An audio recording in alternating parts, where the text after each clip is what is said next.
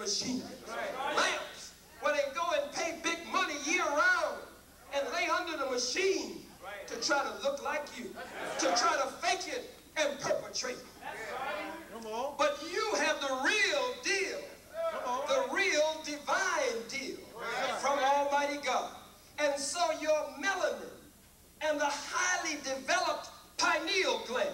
Have you noticed the Hindu woman? The Hindu woman always wears a little black dot right on her forehead. The black dot is a sign or a symbol of the pineal gland. Have you noticed in ancient Kemet, which the Greek, the freak, the white man calls Egypt, you will notice that the ruler, be he or she king or queen, that they wear the symbol of upper and lower Egypt, or upper and lower Kemet, which has to do with the areas in the northern part of the Nile Valley and the areas in the southern part of the Nile Valley. But upper and lower Egypt, since Egypt is a Greek term that comes out of the Greek Aegyptus, or Aegyptus in strict Greek translation, means the land of the blacks. Upper and lower Egypt doesn't just have to do with territory and soil and terrain. Upper and lower Egypt have to do with the higher self of the black man, the higher self of the black woman, and the lower self of the black man and black woman. And so when you are a true pharaoh who sits on the throne, when you are a true king or a true queen that sits on the throne of yourself, then you are the ruler of upper Egypt and lower Egypt. You are the ruler of your upper, higher desires, and you are the ruler of your lower desires. I wonder if you know what I'm talking about. I ain't gonna be long. We're dealing with Allah in the person, God in the person, looking toward the leader within, looking toward the God within. When we look toward the God within, we can see what comes out from just a thought, from just an idea, from just simple plans, can come out of the mind and heart of man and woman, something so great, so mighty, so tall, until you have to bend your back to see the top of it. But it had its origin in the triple blackness of the mind. In ancient Egypt or in ancient Kemet, we talked about, and the Muslims especially would be interested in this, we talked about the Kaaba.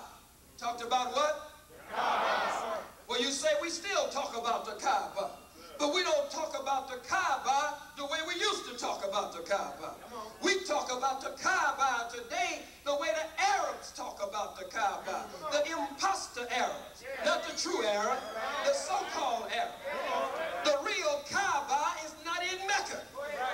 The real Kaaba is not made of bricks and mortar and stone and gold. The real Kaaba is not just covered over by a black veil called the Kishwa, though the real Kaaba is covered over by a black veil. And so we must go to the light behind the veil. In ancient Kemet or ancient Africa, we studied what was called in the language of ancient Africa. It is the language of divine and authoritative utterance called the Medu Neter. Yes, and in the Medu Neter, we talked about the Ka and the Ba. The Ka represents the spirit and the Ba represents the soul. The Kaaba among our ancients, our foremothers and forefathers, our heroes and sheroes, as we study the history and the herstory. As we study the history and the herstory, we will find that they believed in the Ka and the Ba. But it was not a building. The true Kaaba is the black woman and the black man.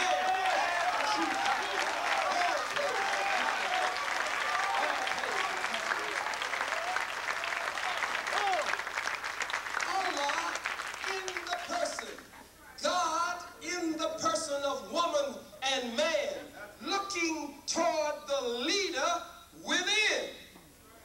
Jesus is called in the Bible the Good Shepherd. He's called the Good Shepherd because the Good Shepherd looks after the sheep. The Good shepherd is not just there for money, is not just a hireling. The good shepherd will not allow the white wolves to come in and attack the black sheep, because they know it's either this or that. It's either this or that. And they know the black side is where it's really at. And so the black sheep are protected by a shepherd that is called the good shepherd.